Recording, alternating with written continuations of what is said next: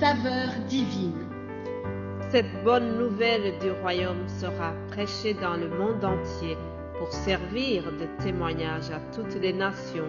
Alors viendra la fin. Ce pain céleste vous est présenté par Immaculée Niraneza. Yesu ashimwe bakundwa nshuti z'umusaraba mwese abakurikira ibi biganiro bya saveur divine. Amahoro ya Kristo nabane namwe aho muherereye hose mu mpande enye z'isi. Ndabaramukije mu izina rya Yesu Kristo umwami n'umukiza wacu. Aleluya. Dutangiye ikindi cyumweru, ndanezerewe cyane kuko ngiriwe ubuntu bwo kongera kugaruka kuganira namwe iby'urukundo rw'Imana, kuganira namwe iby'ukuntu Imana yatubereye umwungeri mwiza muri iki cyumweru gitambutse. Mbese wowe unyumva wahamya yuko Yesu yakubereye umwungeri mwiza? Niba nawe ubihamya gutyo, tuvuge cyane twese ngo amen. Imana ishimwe. Warakoze Yesu. Reka dutangire icyumweru cyacu dusenga dushimira Yesu kuko akomeje kutubera umwungeri mwiza. Data wa twese wo mu ijuru, izina ryawe niryubahwe muri iki gitondo.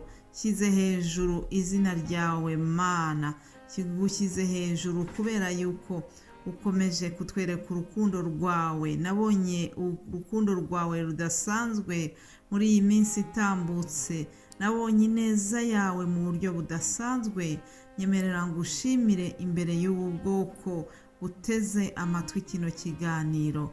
Ndagushimiye cyane, ngushimiye uburyo watwohereje Yesu Kristo kugira ngo abane natwe, agendane natwe, abe muri twebwe, Imana igendera muri twebwe.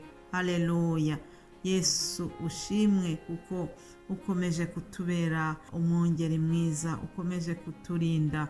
Rero uyu mwanya ndasenze kugira ngo buri wese uri bukurikire kino kiganiro umuhe umugisha, umuhe umunezero, abababaye ubahoze agahinda, ubahoze amarira, abapfushije ubakize umubabaro. Mwuka wera twahawe nk'umuhoza, ndamwinginga kugira ngo agenderere abafite imitima ishavuye, abafite intimba z'uburyo bunyuranye, abane nabo, abishimye kandi nabo. Mana ubiherwe icyubahiro. Reka twese hamwe duhurize hamwe kugira ngo twongere tukwiragize, kugira ngo twongere tugushimire mu byo tunyuramo byose. Iki cyumweru turakigutuye Mana. Ibyo tugiye kuvuga imbere y'ubwoko bwawe aba ari wowe ushyirwa hejuru. Cishwe bugufi cyane, wowe ushyirwe hejuru muri byose. Ni mu izina rya Yesu Kristo mbisenze, amen. Nshuti z'umusaraba, ndongeye kandi kubaramutsa. Reka dutangire iki cyumweru tuvuga imyizerere yacu, duhamya uburyo twizeye Uwiteka kuko ari umwungeri mwiza. Tusome Zaburi ya 23 aba ariyo itubera urufunguzo rw'iki cyumweru. Ni Zaburi nziza cyane yanditswe na Dawidi. Aravuga ngo Uwiteka niwe mwungeri wanjye sinzakena. Andyamisha mu cyanya cy'ubwatsi bubisi, anjyana iruhande rw'amazi adasuma, asubiza intege mu bugingo bwanjye, anyobora inzira yo gukiranuka kubw'izina rye. Naho nanyura mu gikombe cy'igicucu cy'urupfu, sinzatinya ikibi cyose kuko ndi kumwe nawe. Inshyimbo yawe n'inkoni yawe nibyo bimpumuriza. Ununganiriza ameza mu maso y'abanzi banjye, unsize amavuta mu mutwe, igikombe cyanjye kirasesekara. Haleluya.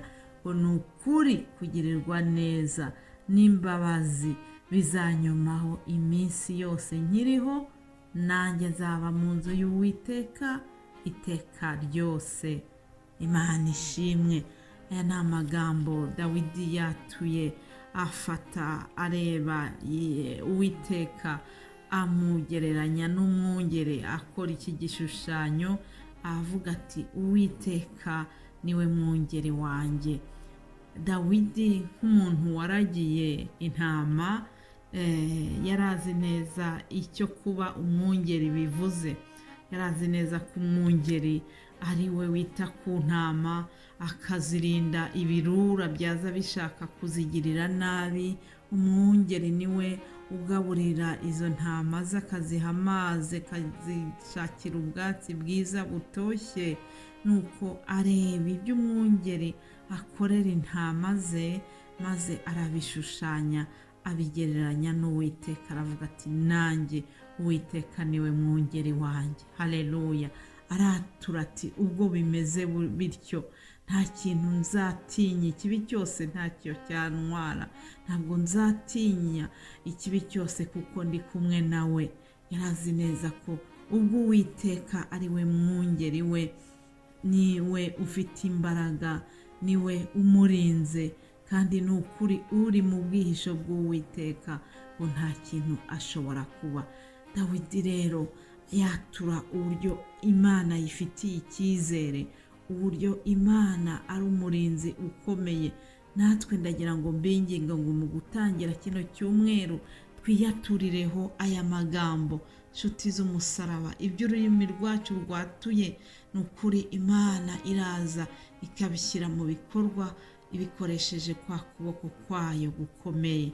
Rero ni ukuri ndagira ngo twongere tugirire Imana icyizere, tuyibwire ngo Uwiteka we wambereye umwungeri mwiza mu cyumweru cyashize, none n'uyu munsi nikitangiye ndasenze kugira ngo wongere ukomeze ugendane nanjye, uze usubize intege mu bugingo bwanjye, uze undinde ikibi icyo ari cyo cyose, uze untunganiriza ameza mu maso y'abanzi banjye. Haleluya.